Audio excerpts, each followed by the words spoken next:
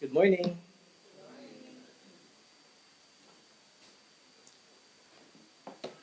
Para sa mga nakaabot ng breakfast fellowship, I do hope kayo ay nabusog. Huwag lang kayong matutulog. Siguro reminders lamang po. Later on, we have, for those who have applied for the membership, we have membership class. Ito yung tanging membership class lamang that I will be meeting you. Dahil yung ibang classes will be on video na lamang. So, papanoorin na lamang ninyo yun. So, we have a schedule na for this coming August. Medyo magiging busy tayo because of the baptism, interview. So, may 6 na nagpa-member. So, let us pray for them. And we'll be meeting later on. So, please do pray for us. Not only that, reminder din para sa 2 susunod na Sunday, we will continue our hermeneutics class. That will be our pang-ilang class na ba ito? Pang-5. Tama ba? 3 and 4. Tama, 3 and 4. 3 and 4. Okay, so please be ready for next Sunday dun sa mga nag-hermeneutics class. We will continue and we will be ending that sa last Sunday. So, ayun. Sige, let us pray. Lord, thank you, Lord God, once again for the blessing. Thank you for everyone, Lord, na naririto at aming dalangin lamang na papatnubayan niyo po kami sa pag-aaral ng inyong salita, lalo na sa kahalagahan ng gospel at sa character, Lord God, ng isang mananampalataya na magbabahagi ng inyong salita. Nawa maging malinaw ito para sa aming lahat at patuloy niyo po kaming patnubayan, Panginoon Ama. Nawa maluwalhati po namin kayo sa oras po na ito. Ito pong aming dalangin sa pangalan ni Kristo Jesus. Amen. So, we will continue our study in Luke chapter 9. Bilang mga Kristiyano, isa sa mahalagang kautusan na ibinigay sa atin ng ating Panginoong Jesus ay ang panawagang mag-ibanghelyo. Okay, mag-share ng gospel. Sabi nga sa Matthew chapter 28, verse 18 to 20, and Jesus came and said to them, all authority in heaven and on earth has been given to me. Go therefore and make disciples of all nations, baptizing them in the name of the Father and of the Son and of the Holy Spirit, teaching them to observe all that I have commanded you, and behold, I am with you always to the end of the age. Ito po yung tinatawag na Great Commission. Ito ay panawagan para sa lahat ng mga sumusunod kay Jesus, para po sa lahat ng mga mananampalataya. Ito ang ating conviction. Hindi lang siguro pang individual, kung hindi para sa buong church po ito. Kung ikaw ay nagsasabi na ikaw ay follower ng ating Panginoong Jesus. Kaya nga mayroon ang church na tinatawag sa atin na evangelistic ministry. Kung saan tayong mga mananampalataya ay binibigyan ng pagkakataon na ating magawa ang Great Commission. Bahagi po talaga ito. Actually, ang hierarchy pa nga, may missions month pa sila. This is every October. So ang theme lamang for the whole month is missions, to do evangelism. I do believe this year they have a plan to go to sa Ratchaburi. Naalala ko lang palagi yung Ratchaburi. So hindi ko alam kung Indonesia, Malaysia or something like that.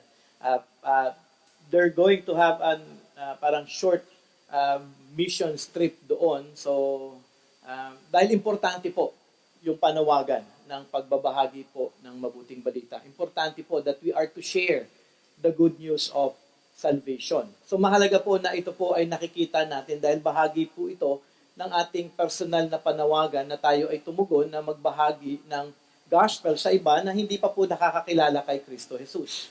Isa din po ito na palatandaan na ikaw ay tunay na mananampalataya. Dahil kung tunay mong naunawaan ang gospel, ito din ay iyong ibabahagi sa iba. Una na sa inyong pamilya, sa inyong mga kamag-anak, sa inyong mga kaibigan. At ang pagnanasa din na maging bahagi ka ng ministry ng church na nagbabahagi ng gospel. Kasi parang magiging weird, Christian ka, tapos ayaw mo mag-share ng gospel. So it's contrary doon sa profession of faith. So kung ikaw ay nagsasabi na ikaw ay Christian, then you are to share the gospel. Hindi ko naman sinasabi na mag-share ka ng alam mo yun, nang magaling ka agad, pero may babahagi ninyo ito dahil sa pagkilos din ng banal na espiritu. Kaya nga magiging katanungan, kailan ka huli na nagbahagi ng gospel? Kung ikaw ay aking tatanungin, may nakahanda ka bang gospel message o gospel presentation? Kung ikaw man ay aking sasabihan na bahagian mo ang taong ito, ikaw ba ay nakahanda? Meron ka bang iniisip? Mahalaga po ito sa atin. So kung meron man, kung Christian ka man, mahalaga na nag-aaral ka at siguro yung unang-unang mahalagang aralin mo ay ang gospel at kung paano mo ito maibabahagi sa iba. Hindi ito yung samang, hindi. Nasa akin naman yung Holy Spirit eh. Siya na yung bahala. Hindi po. May kasamang paghahanda po ito. Okay? Aralin mo yung passage, aralin mo kung ano yung magiging linya mo, aralin mo kung ano yung mahalagang bahagi na kailangan niya mapakinggan sa oras na yon. So bahagi po ito. Hindi po ito yung parang on the fly lang, bahala na kung ano mangyari. Di po, bilang isang Kristiyano, kapag tayo po ay binigyan ng pagkakataon ng ating Panginoon na mag-share ng gospel, ready tayo. Malinaw natin na maipipresenta sa mga tao na makikinig yung mensahe po na nais ng ating Panginoong Diyos na maibahagi sa kanila. Naalala ko actually, sa higher up, we are to have this readiness. Naalala ko kapag may ministry kami, no? Madalas dati, nung bago ako noon, mahilig ako sumama. Okay? Parang, okay, may evangelistic sa ganito, sama ako dito. So kapag sumama ka, dapat ready ka. Kasi pwede kang tawagin, Brother Jay, pwede kang mag-share dito. Brother Jay, pwede mong lapitan yun, sharean mo tong taong ito. Hindi pa ako pastor at that time. Pero dapat handa ka na magbahagi ng bagay na ito. And dapat ay ready, may ready verse ka, o may ready introduction ka na o presentation para maging malinaw ang iyong paghahanda. Malinaw ang iyong paghahatid ng mabuting balita sa kanila. In my experience, actually, isang mga bagay na pinaghandaan ko before na meron akong introduction sa bawat sitwasyon. May verses ako, may lines ako na maibabahagi na gospel. I encourage you na maghanda po ng ganito kasi panawagan po natin ito. Kasi if we are called to make disciples of all nations, panawagan po ito na maging handa tayo na magbahagi ng mabuting balita. Mag-aral po kayo, okay? Kung paano mo maibabahagi ang gospel sa iba na kanila itong mauunawaan. Pero hindi lamang dapat prepared message, alam mo yun, ready ka nga, pero dapat prepared ka din in terms of character bilang mananampalataya sa pagbabahagi ng gospel. So, meron kang knowledge, pero dapat may kaakibat din ito na character. Alam mo nga yung gospel, mayabang ka naman. Hindi mo alam? Alam mo yun, parang binamaliit mo ka. Kaya nga nagbabahagi tayo ng gospel dahil hindi nga nila alam. Di ba? So huwag kang magtataka kung meron silang katanungan. Hindi mo yun naintindihan? Kaya nga tayo nagbabahagi. Kaya nga importante din, when we share the gospel, we know the gospel, pero bahagi nito yung ating character na meron tayo na ayon din sa kalooban ng ating Panginoong Diyos. So mahalaga yung character. Siguro kung ikaw ay imaginative, alam mo, mahilig kang mag-share ka ng gospel. Paano kung sinabi ko sa'yo mag-share ka sa isang bata? Siyempre, iba yung sharing mo sa adult at saka sa bata. Huwag mong sasabihin sa kanya, alam mo ba ang ibig sabihin ng redemption? Tapos kausap mo yung bata, nasa 6 years old pa lamang, siyempre hindi niya maintindihan yung redemption. Alam mo ba, ni-redeem ka ni Jesus Christ? So, what I mean is, you are to be ready in even mag-share sa maliit na bata kung paano mo maihahatid sa kanyang edad, sa kanyang pag-unawa kung ano ang gospel. Paano ka mag-share sa isang matanda? Paano kung ang sharean mo ay Inglesera? Handa ka ba na mag-share? At meron ka bang pamunas ng dugo? Paano kung executive? Paano kung yung mga kausap mo, mga executive? So you are to be ready na, alam mo, kahit sa anong sitwasyon, ikaw ay handa.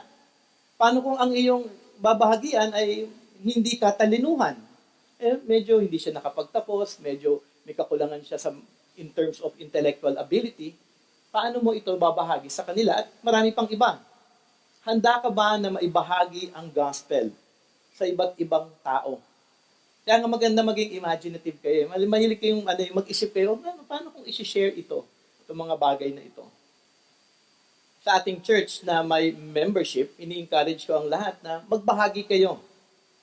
Kaya nga mayroon tayong outreach program. Minsan iisipin nga ng iba, bata lang yan. But in reality, kung hindi mo kayang magbahagi ng gospel sa bata, for sure, mas mahihirapan ka magbahagi sa mas matanda. Actually nga, mas challenging sa bata. I encourage also na kung ikaw ay bahagi ng outreach, mag-share ka ng gospel sa isang bata. Every outreach, lahat kayo, nung bahagi ng outreach na yon. Kausapin mo siya, pwede mo siyang ihiwalay, okay? Ipresenta mo ang gospel sa kanya. Ibig sabihin, hindi ka lang dapat tagapagbigay ng pagkain o tagabantay, okay? Kundi kausapin mo rin sila patungkol kay Jesus. Kasi that would be an experience. That would be a way kung paano po natin susundan yung panawagan ng ating Panginoon to make disciples. Kasi pagkakataon po yun na ibinibigay sa atin ng ating Panginoong Jesus. Be reminded, hindi ko ito command. Ito ay command ng ating Panginoon para sa ating lahat. At bahagi din po ako doon. At maganda na ikaw ay magkaroon actually ng excitement na gawin ito para sa kaluwalhatian ng pangalan ng ating Diyos. At ito ay naging bahagi din actually ng ministry ng ating Panginoong Jesus noon. Ang i-commission ang mga apostles na ihayag ang kaharian ng Diyos sa lahat. At ito ang ginawa ni Jesus, halos kalahati na ng kanyang ministry. So kung ako'y nananawagan sa inyo, lalo na sa mga members to share the gospel, si Jesus Christ, ganun din po yung kanyang ginawa. Halfway ng kanyang ministry, kung may 30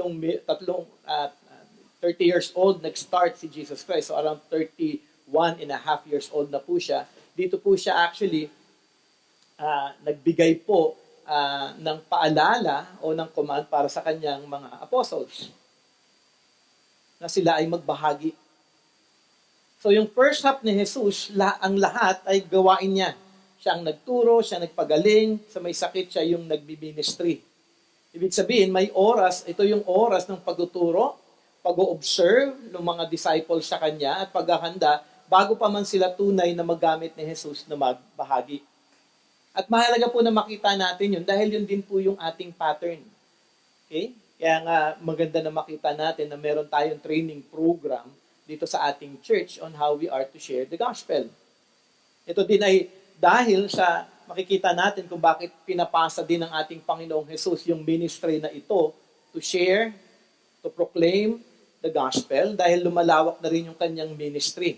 So every time, sa bawat pagdaan ng araw, lumalawak po yung mga naaabot nila ng mga tao. At kailangan na ng ating Panginoong Jesus ng tulong din upang maabot ang iba at mabahagian sila ng mabuting balita. So ito po yung sitwasyon na ating aaralin ngayon dito sa Luke chapter 9, verse 1 to 6.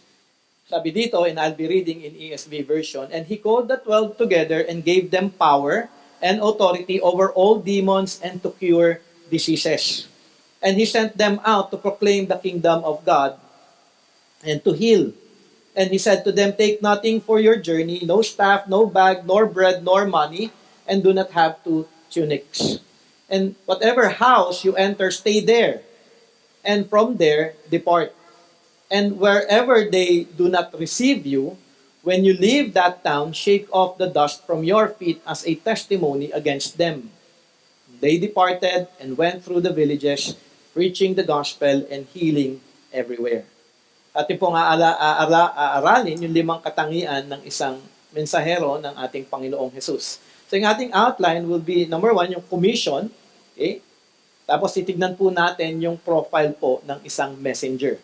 Proclaim salvation, manifest compassion, maintains trust, demonstrates contentment, and exercises discernment. So the commission, verse 1, sabi doon, and he called the 12 together, gave them power and authority over all demons and to cure diseases. So tinawag ni Jesus yung 12 apostles niya, bahagi na rin dito si Judas. Okay, baka mamaya isipin nyo, bakit si Judas tinawag? So si Judas pala, nag-preach din ng gospel. Yes, maaaring isipin ninyo na bakit? Dahil isa din siya sa pinili ng ating Panginoong Jesus na maging bahagi ng 12 apostles. Kahit na alam pa man ng ating Panginoong Jesus na ibibetray siya ni Judas in the end. Sabi nga sa John 6:70, Jesus answered them, "Did I not choose you, the 12? And yet one of you is a devil." Parang ang pangit pakinggan, ano? Kung nandun ka, no? Sino kaya sa amin yung devil? Okay? Siguro yung isipin ng iba, no, nasa itsura. Pero dito maganda makita natin, lahat po sila nagbahagi. Okay? At sila binigyan ng ating Panginoong Jesus ng power and authority over all demons and to cure diseases. So power, kapangyarihan na mag-perform ng miracles. Authority para mag-cast out ng demons at healing to cure diseases. Bakit kailangan ni Jesus na ibigay itong mga bagay na ito sa kanila? Okay? Upang maging dahilan na sila ay paniwalaan sa kanilang pagbabahagi ng mabuting balita. Kasi kailangan ng evidence. So kung ginagawa ni Jesus Christ yung mga bagay na ito, maganda na makita din ng mga tao na yung kanyang mga apostles, ginagawa din yung katulad ng ginagawa ni Jesus. Dahil isa lamang din yung kanilang mensahe. Upang kanilang makilala kung sino si Jesus, na siya yung ipinangakong Messiah. Okay, so wala pang Bible, wala pang New Testament at that time. Kaya most of the time, kailangan mapatunayan yung isang bagay through miracles. Okay? Para makilala nila kung sino ang ating Panginoong Jesus. Dahil ito din yung ministry ng ating Panginoong Jesus. Kaya meron pong pagbibigay ng power, authority, and healing. Importante na makita natin na ito'y binigay noon. Siyempre, iisipin ninyo, bakit wala na ito ngayon? Bakit ikaw, Brother Jay, wala kang power? Wala kang authority? Wala ka ring healing? Yung healing dito na tinatawag is yung immediate healing, ano? Okay? Hindi ko po kaya yon. Wala po akong gifting na gano'n. Bakit wala ngayon? Kung isipin mo yan, mahalagang actually katanungan yan. Kasi marami pa rin pong ibang mga churches na gumagawa ng ganito dahil ito yung kanilang interpretasyon dito. Okay? To be honest, wala na pong power to perform miracles. Wala na po. Gusto niyo pa, baka mamaya matakot naman kayo sa akin kung bigla akong magdadala ko dito ng patay. Tapos bubuhayin ko sa harapan ninyo. Siyempre, parang hindi naman po yata maganda yon. Nakakatakot din na meron ako authority na baka meron sa inyong may demonyo at paalisin ko ito. Mag-exorcist ako sa harapan ng inyong lahat. Okay? Healing the sick, pwede naman pong gumaling talaga ang isang tao dahil yun po ay sa kalooban ng ating Panginoon, but not mainly because of the ability ng isang tao. Tandaan po natin, wala na po ang lahat ng ito dahil meron na tayong Bible. Okay? So, importante po na makita po natin. At actually, ito po yung isang bagay na appreciate ko sa Reformed view. Is that everything was already done at lahat ng ito ay nasulat na. Kung gusto po natin na malaman ang katotohanan at malaman natin na si Jesus ay tunay, na siyang Messiah, na siyang tagapagligtas, nasa Bible na po ang lahat. Hindi na kailangan natin ng miracle because everything is written down. Kung sila ay mananampalataya kay Jesus, kailangan lamang nilang pakinggan ang mensahe na ito po ang ating ginagawa ngayon. Meron tayong passage, tinuturo ko yung passage, inaaral natin yung passage upang inyong makilala kung sino ang ating Panginoong Jesus. O kaya kailangan po nating basahin ang Bible na nagpapatunay ng katotohanan patungkol sa ating tagapagligtas. I am not saying na wala na pong miracles. Okay? Meron pero hindi na ito ginagawa ngayon para maniwala kayo at manampalataya. Dahil sabi sa Bible, Romans chapter 10 verse 17, so faith comes from hearing and hearing through the word of Christ. So yung pananampalataya before was seen in miracles, in healings. Okay? Para at least makilala nila talaga kung sino ang Messiah. Pero ngayon, kailangan ninyong marinig ang mensahe ng gospel para kayo ay maligtas. Kaya wala na pong mga ganong bagay. Miracles, kung ating pong titignan, a sinner turning to Christ actually is a miracle.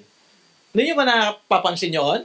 Minsan hanap ng iba ang tao ngayon, even our time, ng miracles. But ang pinaka-miracle ay yung isang taong makasalanan Sa biyaya ng Panginoon, siya'y nanampalataya, tumalikod sa kanyang mga kasalanan, at ngayon ay tagasunod na ni Kristo Jesus. Yun po yung miracle.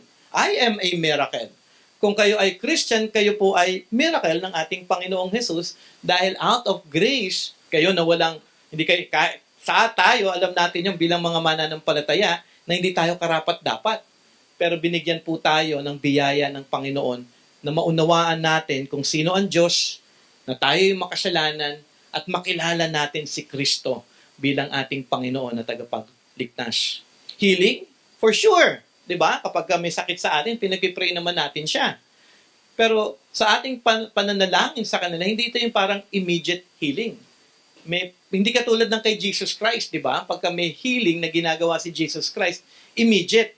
Hindi yung kailangan, kunyari daw, lumpo siya, nakatayo ka agad nakapaglakad. Okay? Sa atin, pagka pinag-pray natin yung isang may bali siguro sa tuhod, okay, may injury, it takes time. Pero gagaling din siya in time. So, hindi po ito yung mga bagay na, alam mo, yung napapanood natin sa TV.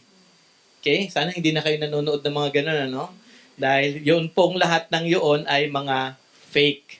Okay? Lumpo na biglang nakakalakad, tapos sila yung sasabihin nilang nagpapagaling sila, pero sila nakasakay sa personal jet, nakalimusin pagdating. So, hindi ba kayo parang nagtataka na parang may mali? So, they peddle the word of God, they peddle the miracles itself. At ganun actually, even dito sa mga paalala ng ating Panginoong Jesus, ito po ay tanda para hindi po tayo mabola o maloko ng mga false teachers. So, paano natin malalaman kung sino at ano ang character nga ba ng isang messenger ni Jesus Christ? Okay? So tayo ay Christian. Kung ikaw ay Christian, bahagi ka ng panawagan na ito. Pero dapat ito ay magandang paalala para sa ating lahat. Number 1, yung profile po of a messenger, number 1, proclaims salvation. Makikita po natin ito sa unang bahagi ng verse 2. And he sent them out to proclaim the kingdom of God. Ito ang pinaka-basic na gagawin ng isang mananampalataya. Sabi nga ni John MacArthur, yung word na keruzo, proclaim refers to a herald's formal, authoritative public announcement of important truth. Ito ay pagpapahayag ng mga apostles na ang kaharian ng Diyos ay dumating na dahil ang ipinangakong Mesaya ay narito na. Siya ay si Jesus, siya ang ating Panginoon at Hari. Ito ang kanilang hinahayag. So may proclamation ng salvation. Hinahayag kung sino si Kristo Jesus. At ito ang pinakaantay actually ng mga Hudyo at that time. Kaya alam din nila na ito ay mahalagang mensahe na kanilang dapat pakinggan. Kaya nga, kung darating man yung mga apostles at may message sila about the Messiah, excited sila dito. Kaya maraming mga taong nagtitipon. Dahil mahalaga para sa kanila yung ipinangako ng ating Panginoong Diyos. Hindi lamang yon pagproklema kung sino ang ating Messiah, kung sino ang ating tagapagligtas. Ito din po ay pagproklema ng repentance o panawagan po ng pagsisisi. Sabi nga sa Mark chapter 6 verse 12, so they went out and proclaimed that people should repent. So importante po ito. So ibig sabihin, kung may church kayong inaatinan, tapos nagsasabi silang gospel, pero walang calling of repentance, walang mentioning of sin, that is a problematic church. Kasi mahalaga po natin makilala kung ano nga ba talaga ang messenger ng ating Panginoon. Tayo, mahalaga na makita po natin na may panawagan tayo at meron po tayo na doctrine of sin. Sinasabi natin na tayong lahat ay makasalanan at kailangan nating magsisi sa ating mga kasalanan. Ito din actually mensahe ng ating Panginoong Jesus. Mark chapter 1 verse 15. The time is fulfilled and the kingdom of God is at hand. Repent and believe in the gospel. May calling of repentance. So ito yung mensahe nila.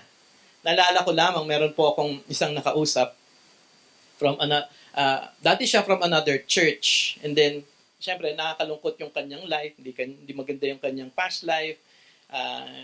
Yung tinatawag na may partner siya. Alam mo yun?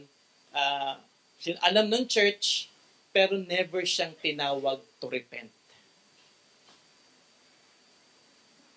Ano yun? Tinotolerate yung sin. At kilala tong church na ito, malaking church ito, nakakalungkot lamang na marami pa rin mga churches talaga na hindi nagbabanggit patungkol sa kasalanan. O tumatawag sa mga tao na kung may kasalanan man ay magsisi sila sa kanilang ginagawang kasalanan laban sa ating Panginoong Diyos. Kaya mag-ingat tayo, hindi porket isang church at nagsabi na may Bible verses sila at sinasabi nilang gospel sila, be very careful. Meron ba itong panawagan ng kaligtasan na ang tuon si Kristo, tuon ay kasalanan, tuon ay manampalataya kay Kristo Jesus. So mahalaga na makita po natin yun. So hindi lamang po repentance, hindi lamang about Christ, pero may panawagan din to believe and to have faith in Jesus.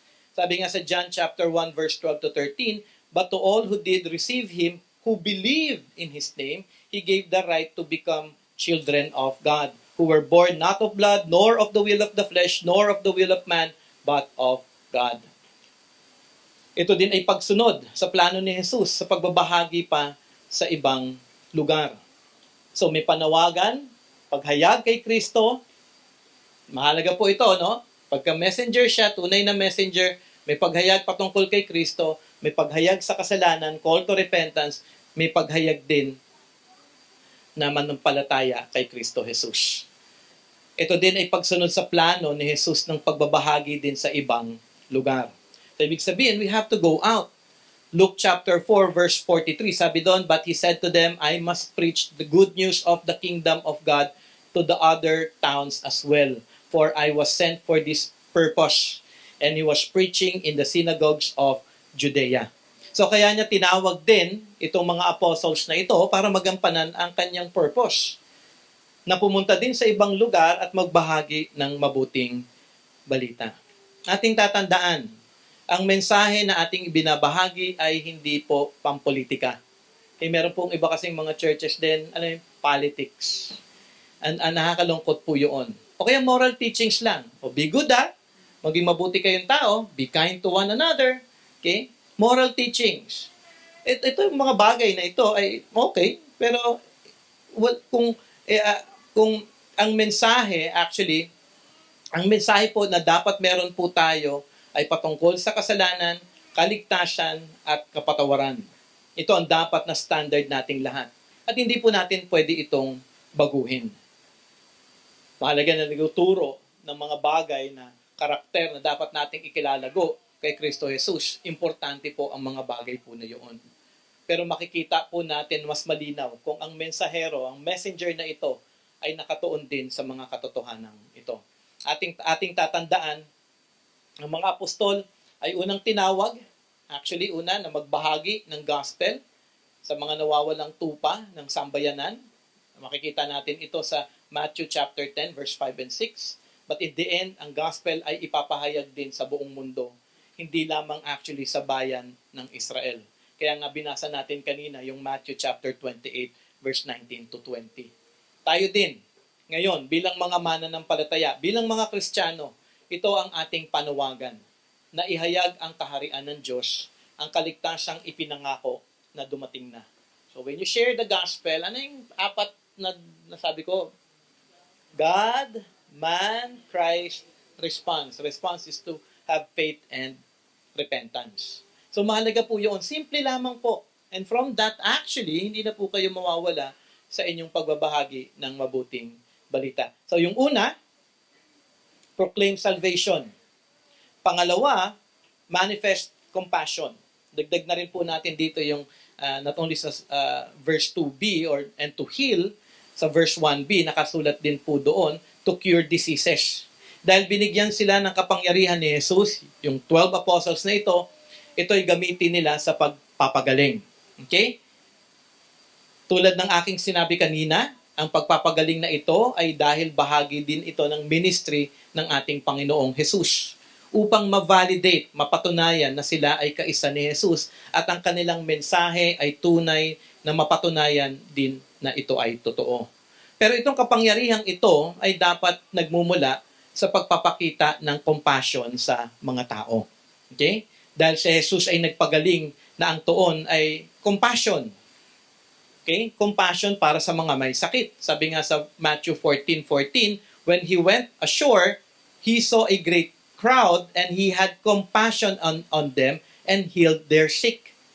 So you have a gift of healing binigay ng ating Panginoong Jesus, compassion, gamitin mo ito with a heart. Mark chapter 1 verse 40 to 41. Sabi dito, tinutukoy dito si Jesus, moved with compassion, he stretched out his hand and touched him. So ito yung character po ng ating Panginoong Jesus. At dahil character po ito ng ating Panginoong Jesus, character din ito ng ating Diyos Ama. Sabi sa Psalm 103 verse 13, as a father shows compassion to his children, so the Lord shows compassion to those who fear Him. Even in Isaiah 54 verse 7 to 8, with great compassion I will gather you. With everlasting love I will have compassion on you. So ibig sabihin, yung healing na ability na ibinigay ng ating Panginoon Jesus sa kanila ay pagpapakita dapat ng karakter ng ating Panginoong Jesus sa mga tao na naroroon. Kung ito'y pinagkaloob ni Jesus sa kanila, ating makikita din yung kabaliktaran naman ng mga false teachers noon. Sila ay walang compassion, merciless, abusive, and most of the time, they take advantage of people. Sabi nga ni John MacArthur, and I quote, they lack the mercy, compassion, and kindness that marks a true messenger of Jesus Christ. Sabi ko nga kanina, ang healing power ay hindi natin ginagawa na ngayon dahil tayo ngayon ay may Bible na. Ang ating ihayag, ang katotohanan patungkol kay Jesus sa pamamagitan ng salita ng Diyos na ito ay kompleto na. Paano ngayon ang application na ito? Kung wala naman tayong, hindi naman tayo binigyan ni Jesus Christ ng healing ability. Okay, na magpagaling ng iba.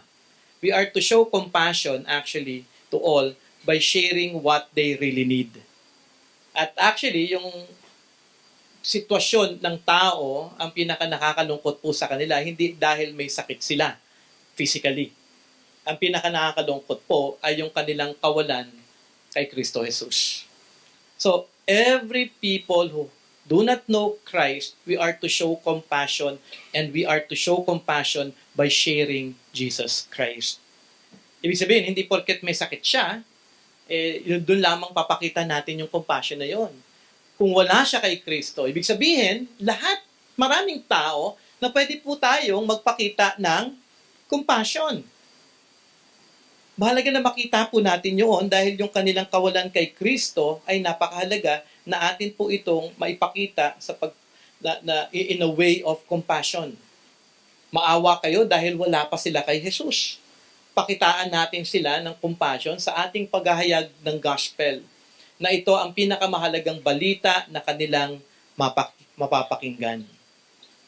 Do you have that feeling? Do you have that heart? Diba? Kapag kami nakausap kayo, naalala ko lang, meron ako sinishare ng gospel.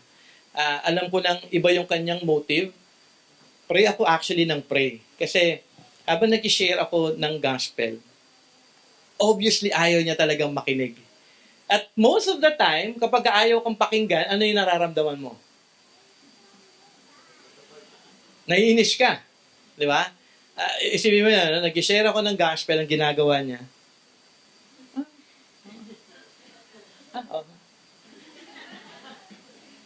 I was really praying. Sabi ko, ano pa naman kami, yung counseling type, nasa isang room kami ng higher up. Tapos, harap-harapan lang kami nakaupo. Tapos, I was sharing the gospel sa kanya. And he was not really giving attention. Sabi nga, Lord, give me compassion. Dahil kung ano man yung pinapakita niya, talagang ipinapakita niya yung kawalan niyang pagkilala sa iyo. At mas nakakaawa siya. Hindi ako nakakaawa. Nakakaawa naman si Brother Jay, hindi pinakikinggan. Actually, hindi po nakakaawa ang mensahero. Ang nakakaawa yung mga taong hindi nakikinig ng gospel dahil sila ay malayo kay Kristo Jesus. Kaya nga dapat meron tayong compassion with them. Ano man yung kanilang ginagawa, okay lang yun.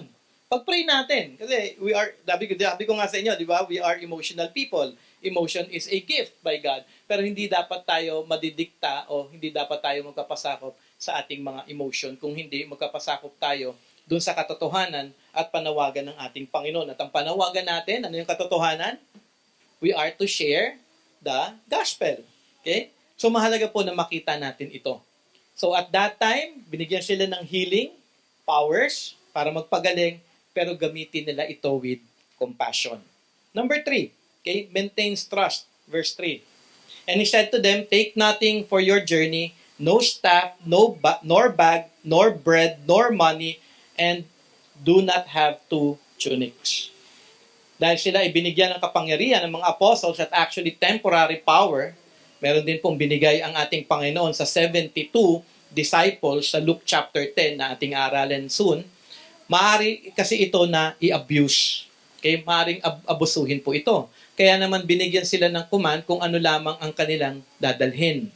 May tendency kasi na gamitin ang kapangyarihan na ito upang magpayaman. 'Di ba? Binigyan ka ng power ni Jesus Christ magpagaling. Pwede mo siyang i-abuse. Pwede mong gamitin ito para kumita. Gusto mong gumaling? Bigyan mo lang ako 1,000. Mawawala yung sipon mo. 'Di ba? Ilang linggo ka nang may ubo. Mga 500 lang. So, pwede pong mangyari yon. At ito hindi dapat na makita actually sa ating mga tagasunod o sa mga tagasunod ng ating Panginoong Jesus. Dahil ang kanilang pagpapagaling ay dapat na manggaling dahil sa compassion ng ating Panginoon at ng ating Diyos. Ito ang motivasyon na dapat na nasa puso po nila. Okay? Ano yung reminder ni Jesus para hindi sila mag-abuse? Take nothing from your journey. Okay? Mga importante lamang kung meron man. Okay? At walang extra. Kung ano lang yung meron sila, yun lamang. Sabi nga, no staff. Okay? Bakit staff? Bakit huwag ka magdadala ng staff? Pero pagdating sa Mark chapter 6, verse 8, sabi doon, and he instructed them that they should take nothing for their journey except a mere staff. Yung staff kasi ay pang protection din. Alam mo, pag naglalakad sila dahil malayo yung journey, wala pong kotse noon, wala pong MRT, obviously. Hindi naman po lahat ay may kakayanan na magkaroon ng camel o ng kabayo para kanilang masakyan. So most of the time, walking po yung ginagawa ng mga apostles that time. Kaya kailangan nila ng staff. Pero dito nga sa Mark chapter 6 verse 8, sabi dito, just a mere staff, except a mere staff. No bread, no bag, no money in their belt. Ibig sabihin, wag na daw sila magdala ng extra staff. Isa lamang. Okay? Importante po kasi yung stick na ito nung panahon na yon. Pero nais ng Diyos na ma-develop yung kanilang trust kung ano lamang yung binigay na instruction ng ating Panginoong Jesus. No bag. Bakit kaya, no? Doon sa aking nabasa, sabi nga ni John MacArthur, perhaps a reference to a bag carried by beggars and itinerant teachers to hold the money they collected. So para hindi ka magkakaroon ng bag na may paglalagyan kang pera. Since they were not to accumulate any material things. Okay? No bread. Huwag ka magdadala ng pagkain. Okay? Minsan tayo pupunta lang kunyari dito sa isang lugar na ito, may chichirya na eh. May baon na kagad tayo eh. Siguro pag sinabi ko sa iyo, punta tayo sa ministry ng High Rock doon sa saan ba yung ministry nila? Nabuklod. For sure, pagka in-invite ko kayo, may dala kayo kaagad yan, mga sandwich. Adaan tayo, Brother Jay, ha? May stopover muna tayo, ha?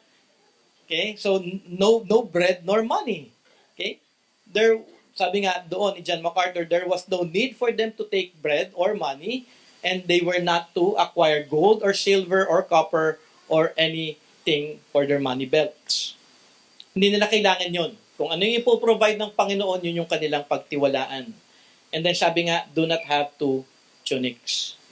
Even in Matthew chapter 10, even extra sandals, huwag kang magdadala. Diba? Ito ay dahil panawagan sa kanila na magtiwala sila sa ating Panginoong Diyos sa kung ano ang ipoprovide lamang ng ating Panginoon sa lahat ng kanilang mga pangangailangan. Pero ano ba ang ibig sabihin nito? Ito din ba ang dapat nating ginagawa ngayon? So Brother Jay, kapag may ministry tayo, wala tayong dadalhin, ha? Actually, ito ay temporary lamang. Okay? Dahil ito ay training ng ating Panginoong Jesus para sa mga apostles that time upang sila ay magtiwala sa Diyos. Okay? Sabi sa Luke chapter 22, verse 35 to 38, babalikan ito ng ating Panginoon dito, sabi niya, "And he said to them, when I sent you out with no money bag or knapsack or sandals, did you lack anything?" They said, "Nothing." He said to them, "But now let the one who has a money bag take it, and likewise a knapsack. And let the one who has no sword sell his cloak and buy one. For I tell you that this scripture must be fulfilled in me." And he was numbered with the transgressors. For what is written about me has its fulfillment. And they said, "Look, Lord, here are two swords." And he said to them, "It is enough." So binago ng ating Panginoon yung kanyang command para sa kanila. Dahil nga nais ng ating Panginoong Jesus na sila ay magtiwala sa ating Panginoong Diyos. Nagkulang ba kayo nung kayo ay lumabas ng wala ng mga bagay na ito? Sabi nila, wala. Hindi kami nagkulang. Kasi nais ng Panginoon na tayo, sa ating panahon din, ay magtiwala sa Kanya. So, ibig sabihin, it doesn't mean na if we're going to do evangelism, wala tayong dadali na kahit na ano. Ako, dami ko pa naman dala. Naalala ko, pumunta ako ng Albay. Dala-dala ko speaker, dala-dala ko yung mga gamit ko doon. Alam mo yun, iba na syempre yung panahon ngayon, but syempre nandun pa rin ako sa punto na nagtitiwala ako sa probisyon ng ating Panginoong Diyos. Syempre sa lugar ba naman ng Albay, mag-isa akong nag-iikot doon, wala naman siguro magpapakain sa akin. Pinapalayas nga nila ako eh. Pag nandun ako, yung mga tao ay nagtatago sa kanilang mga bahay. Ayan, dyan na yan. Diyan na yan. May iba talaga kakatokin ko eh. Sabi ko, tatago ka pa ha? So, it was an exciting journey for me doing that kasi that's evangelism. Okay? Pero the whole time, it's not that meron ako, the same time, alam kong kailangan kong magtiwala sa Panginoon.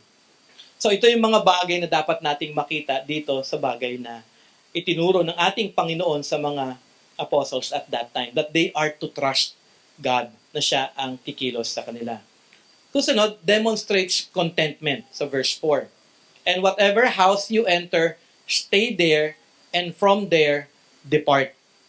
Noong panahon na yon, ang yung mga naglalakbay, yung mga tao na naglalakbay, ay nananatili sa mga bahay ng tao. Okay? Walang mga hotel noon, at kung meron mang inn na tinatawag, ito po ay mapanganib. Kasi most of the time, hold upin sila kung papasok man sila sa inn. Ang mga apostles ay dapat manatili daw sa iisang bahay hanggang sa umalis sila sa lungsod. So hindi naman pwede, no? Kunyari, pupunta ako sa Albay at makikitara ako sa mga tao doon. Siyempre, iba na yung culture ngayon. Okay? Yung culture nila, dahil iisa silang lahi. Tandaan nyo yun ha, yung culture nila, they are all Jews. Magkakapatid sila talaga.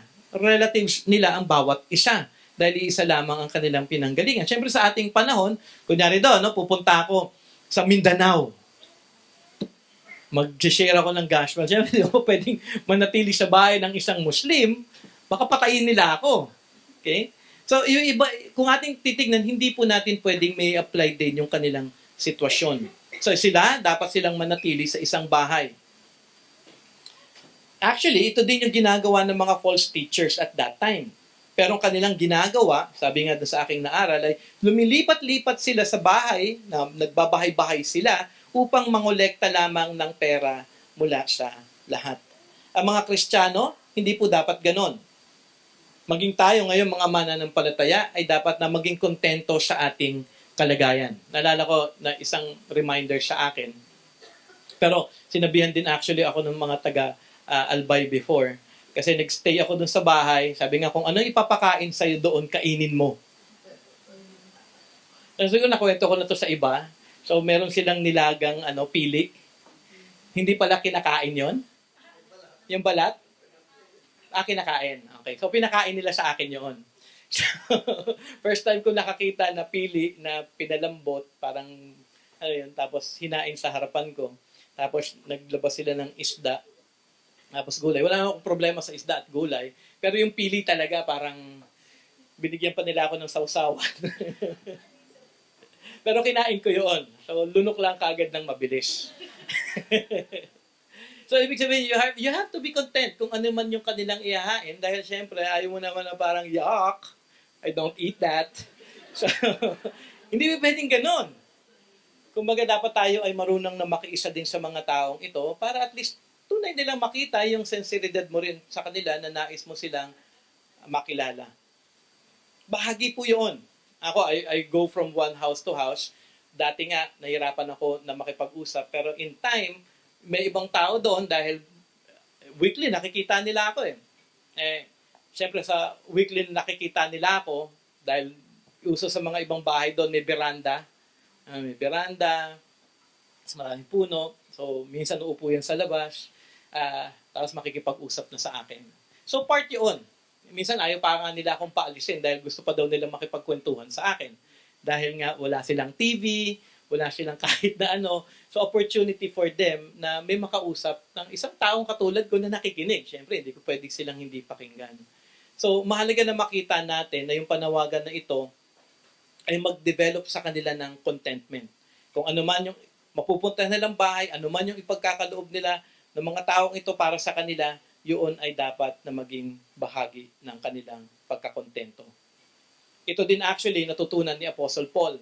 Sabi nga sa Philippians chapter 4 verse 11 to 12, "Not that I am speaking of being in need, for I have learned in whatever situation I am to be content. I know how to be brought low and I know how to abound. And in any and every circumstance, I have learned the secret of facing plenty and hunger, abundance, and need." Be content. So isang messenger, may contentment siya. Hindi siya nagreklamo sa kanyang sitwasyon. Ano yun, yung parang katulad ng may sinama akong grupo from higher up doon sa ministry sa Albay. Pinaalis ko sa kanila yung mga shades nila, yung mga payong nila. Alam mo yun, parang sabi ko, grabe naman yung mga forma ninyo. Para kayo pupunta ng mall. Pupunta tayo sa bukid. So, sabi, kaya nga yung susunod na batch na tinuruan ko, t-shirts lang tayo, simple lang, wag mga signature clothes, mga simple lang tayo. Hindi tayo doon para magpakitang gilas sa kanila na tayo yung mukhang taga Maynila. Importante kasi na makita nila na tayo ay nakikiisa sa kanila. At sabi ko nga sa kanila palagi, mainit ang ating pupuntahan. Malayo ang ating lalakarin. Hindi dapat tayo naiinis, hindi dapat tayo, alam mo, may contentment tayo kung biglang umulan, maaraw man ng matindi. Sa Albay pa naman ganun. Yung mga taga-Albay, mga taga-Bicol, yung maaraw, tapos bigla mamaya-maya, uulan bigla, tapos yung ulan nila parang bagyo pa. Kakaiba doon eh. But I have learned those situations in life na Lord help me to be content. Hindi po ako magreklamo dahil alam ko po na ang panawagan ng isang messenger ay hindi po magiging madali. And then lastly, they are to exercise discernment. Marunong din dapat sila mag-discern. Sabi nga sa verses 5 and 6, "And wherever they do not receive you, when you leave that town, shake off the dust from your feet as a testimony against them." And they departed and went through the villages, preaching the gospel and healing everywhere. So yung huling instruction ni Jesus ay kung paano nila haharapin ang mga tumatanggi ng gospel. Ano yung sabi ni Jesus sa kanila? And wherever they do not receive you, when you leave that town, shake off the dust from your feet as a testimony against them. Minsan ngayon, iniisip ng maraming mga tao sa ating generation, ay gawin mo yan i-shake mo yung dust ng iyong mga sapatos. Okay? Shaking of dust actually is a tradition of some Jews. Hindi natin ito culture. Okay? Kapag bumalik ang isang Hudyo, actually, mula sa paglalakbay sa land kung saan ito ay Gentile area, ipinapagpag nila actually talaga yung alikabok mula sa lupang iyon bilang symbol ng pagtanggal ng mga pagan influence. So, ginagawa talaga nila yun. Okay? So, apostles were to treat the Jews who rejected their message as if they were no better than pagan or unclean Gentiles. Kaya nila ginagawa yon dahil yun yung kanilang nakagawian na galing sila kunyari sa isang Gentile nation, they would shake off the dust. At para ipakita na ito na kayo, tinanggihan nyo ang mensahe ng mabuting balita, kayo ay parang mga hentil. Kaya nga sabi ni John MacArthur, and I quote, sabi niya doon, turning away from hard-hearted rejectors was not only an issue of judgment, but also a question of priority. There is only so much time and opportunity available to evangelize, and that time is too precious to waste on those who have hardened themselves against the truth. So, ibig sabihin, kung tayo ay na-reject, move on na tayo. Punta na tayo at maghanap tayo ng iba pa na gagawan ng ating Panginoon ng opening na atin po silang mabahagian ng mabuting balita. Hindi natin culture actually yung magpagpag. Baka mamaya nagpapapagpag pa kayo, no? Naalala ko pagka nagpupunta tayo sa Patay, Brother Jay, dahil tayo 7-Eleven. Mga kung ano-ano mga pinag-iisip ng mga Pilipino eh. Baka magpagpag kayo ng inyong mga sapatos kung hindi kayo pinakinggan. Okay? Kung hindi, sila ay ating iwan lamang. Ipanalangin na lang natin sila na magpatuloy at tayo ay magpatuloy sa iba na nangangailangan ng gospel. So, in application, yun po yung dapat nating gawin. Siguro alam niyo na yung passage ng Matthew chapter 7 verse 6. Do not give what is holy to dogs, and do not throw your pearls before swine, or they will trample them under their feet and turn and tear you to pieces. So wag po tayo mag-aksaya pa ng oras sa mga tao talagang ayaw ng makinig. Marami pa tayong pwedeng mabahagian. Hayaan na natin sila. Kaya ako minsan ganun eh, kapag kunyari may sinisharean ako, okay, mukha talagang wala siyang interest, I would move on. Okay? Pero syempre, kung kunyari daw, nanay mo yan, palagi mong kasama, hindi ka naman pwede mag-move on sa kanila, no? Kunyari daw, kamag-anak mo, kapatid mo, syempre, sharean mo sila palagi dahil bahagi sila ng pamilya mo. Ito yung mga tao na, alam mo yun, outside of our family. Baka mamaya sabihin mo, yung tatay ko ayaw makinig, bahala ka na. Eh, araw-araw mo nakikita. So, hindi mo ba siya share ng gospel? Syempre, share niyo pa rin sila kung meron palaging i-open na opportunity ang ating Panginoong Jesus. In the end, sa lahat ng mga instructions ni Jesus Christ sa mga apostles na ito, napakaganda po. Sabi nga, and they departed, for sure, narinig nila yon, sinunod nila ito. They departed, went through the villages, preaching the gospel and healing everywhere. Kanilang sinunod ang panawagan ni Jesus. At tayo din, dapat natin sundin din ito. I encourage everyone that if you are a believer, share the gospel. Call someone. Talk to someone.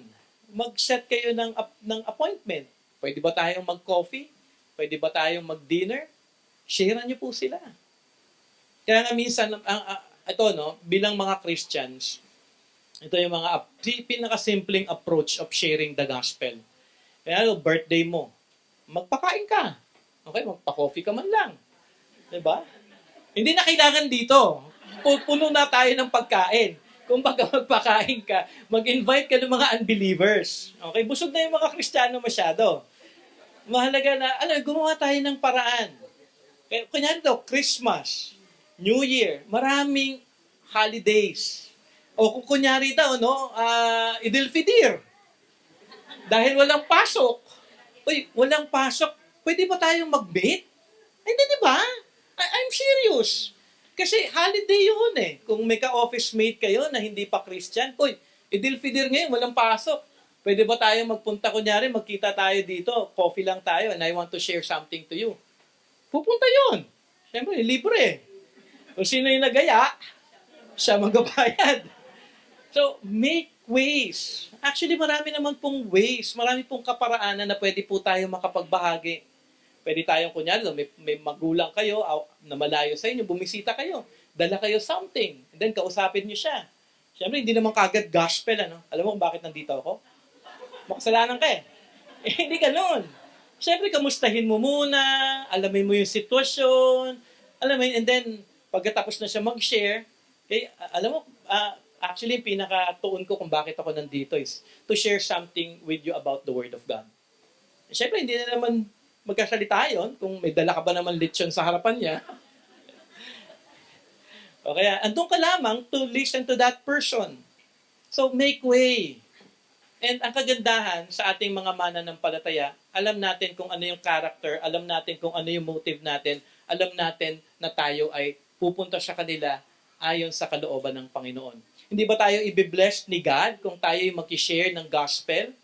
'Di ba? Kung ang motive natin ay mailapit sila sa ating Panginoong Jesus.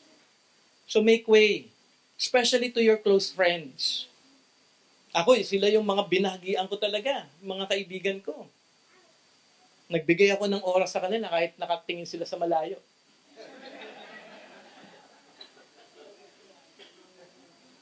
After ko magbahagi sa kanila ng gospel, di na sila nagpakita sa akin. Because I know who really my true friends are. They are the Christians. Kayo yun. Yun yung kagandahan actually. Kaya minsan, may mga ibang mga believers, ang dami pa rin unbelieving friends. Alam niyo kung bakit? Hindi kasi sinishare ng gospel. Once na-share niyo yan ng gospel, once natanggihan niyo sila sa mga bagay na ayaw, na hindi ayon sa kalooban ng ating Panginoon, they will slowly turn away from you. I tell you. I know. Kasi yun ang nangyari sa akin eh. Wala silang pakialam sa atin. So, in application, proclaim salvation, manifest compassion, maintain trust, magtiwala sa Diyos para sa ating mga pangangailangan, demonstrate contentment, exercise discernment. Bilang mga Christian, tayong lahat ay may panawagan. Ang ating panawagan ay magbahagi ng gospel sa lahat ng tao. Nawa ito ay tunay na maging totoo sa inyong buhay. Magkaroon ng compassion sa mga taong wala pa kay Kristo Jesus. As I end, kung ikaw ay wala pa kay Kristo Jesus, ang panawagan ng kaligtasan ay ngayon na. Huwag niyong patigasin ang inyong puso, kundi makilala niyo ang inyong tanging pag-asa. Dahil ang tanging pag-asa natin sa kaligtasan, ang tanging pag-asa na tayo ay mapatawad sa lahat ng ating mga kasalanan ay si Kristo Jesus. Ikaw ay manampalataya, ikaw ay magsisi sa iyong mga kasalanan. Manalangin ka, lumapit ka sa ating Panginoong Diyos, hingin mo ang kanyang biyaya na tunay mong maunawaan ang lahat ng katotohanan na ito, na tunay mong panampalatayanan si Kristo, at tunay mong makita na ikaw ay makasalanan at kailangan mo ng kapatawaran. Lumapit ka kay Jesus, magmakaawa ka, at makakasumpong ka ng kapatawaran, at makakatanggap ka ng buhay na walang hanggan. Ang katotohanan na ito ay tunay dahil ito ay nasusulat sa kanyang salita. Kaya po may Bible upang ihatid sa atin ang istorya ng ating Panginoong Diyos na siya ay patuloy na umaabot sa lahat ng mga tao na nangangailangan ng kaligtasan. Nawa makita mo ang pangangailangan na iyon dahil ang pangangailangan na iyon ay matatagpuan lamang kay Kristo Jesus. Tayo ay manalangin. Panginoon, muli maraming salamat sa mga katotohanan na aming pong natutunan ngayon. Salamat dahil kaming mga mananampalataya ay may panawagan kung ano po yung dapat din namin maging tuon sa aming panawagan na magbahagi ng inyong salita. Lord, help us, Lord, to share the gospel. Help us, Lord, na magkaroon palagi ng courage na hindi po kami titingin sa aming mga sarili, kung hindi tumingin po kami sa mga tao with compassion, Panginoon. At na maging handa po kami sa mga oras na wala po kaming ginagawa, na magbigay po kami ng oras na mag-aral patungkol sa gospel, kung paano po namin ito maibabahagi sa iba ng buong kaliwanagan. Tulungan niyo po kami na maging handa. Tulungan niyo po kami na mag-memorize ng mga verses na makakatulong, Panginoon Ama, upang ang tao na aming babahagian ay mapaliwanagan, hindi ayon sa aming karunungan, kung hindi ayon lamang sa katotohanan ng inyong salita. Nawa sa bawat pagbabahagi po namin, mabuo ang aming tunay na pagtitiwala sa iyo, na kayo ay Diyos na siyang kasama po namin, at kayo din ang siyang tutulong sa amin, sa aming pagbabahagi. Lord, we pray that you will bless us. Thank you, Lord God, once again for this blessed morning. Thank you for the breakfast fellowship. Thank you, Lord God, sa bawat isa na naririto. And I pray for the salvation of all of us, Panginoon Ama. I pray, Lord, na yung gospel po na ito ay tunay po na bigyang importansya ng bawat isa na nakikinig dito na wala pa po kay Kristo Jesus. Nawa tunay po nilang masumpungan ang kaligtasan sa iyong anak na inyong ipinadala upang kami ay mapatawad sa aming mga kasalanan. Nawa magresulta po ito ng pagkilala sa kanilang kasalanan at tunay na kanila po itong i-confess at i-repent upang sila, Panginoon Ama, ay tunay na makatanggap ng kapatawaran. Salamat, Panginoon Ama, sa lahat ng inyong itinuturo dahil ang inyong salita ay buhay. Maraming salamat, O Diyos. Patnubayan niyo po kami, even our time later on sa mga sa membership class po namin. I pray that you will continue to guide each one, give me strength, O God, and understanding para sa mga magpapamember, Panginoon Ama, later. At makita po nila kung ano po ang church, ano po yung mga kinakatayuan, Panginoon Ama, na katotohanan ng church. I pray that all of this may be clear so that we may all be one. Because everything, Lord God, is in accordance with your word. So we submit all things to you later on. And I pray for everyone the coming days. Guide each one. Help them, Lord God, have that initiative and desire to read your word, to pray, to know you more, to submit to you, to trust you, to depend on you, and to walk, Lord God, in holiness and in righteousness. May our lives, O God, only bring glory to your name. In Jesus' name we pray. Amen and amen.